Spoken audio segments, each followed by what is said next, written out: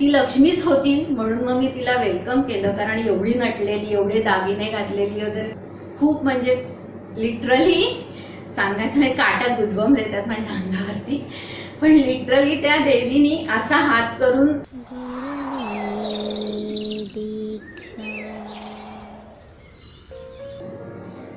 नमस्कार, मी गीता कुलकर्णी.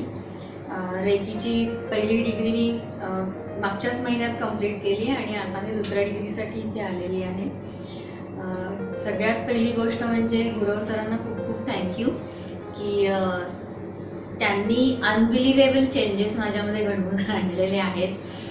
आणि जी साधना त्यांनी दिली होती ती साधना करता करता कुठच्या कुठे माझी लेवल पोचली हे माझंच मला कळलं नाही.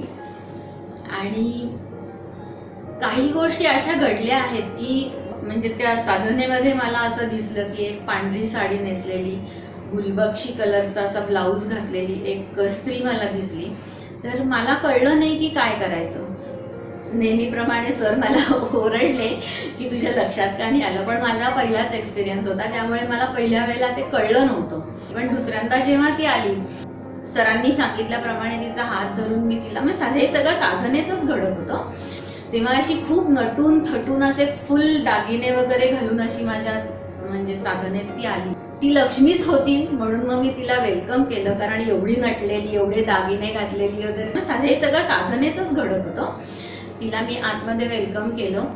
सरांनी दिलेली पाकळी ज्या ठिकाणी ठेवली होती त्या ठिकाणी मी घेऊन गेले तिला दाखवलं.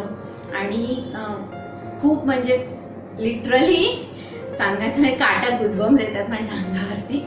पण लिटरली त्या देवीनी असा हात करून लिटरली ती सगळे कॉइन्स असे वाहत होते. हा अनुभव माझ्या आयुष्यात खूप छान आणि मोठा आलेला आहे. आणि सरांबद्दल बोलायचं म्हणजे सर रागवतात, चिडतात, पण तेवढंच प्रेमही करतात. कर्मदरिद्री आहेस तू असा त्यांचा पहिला शब्द असतो.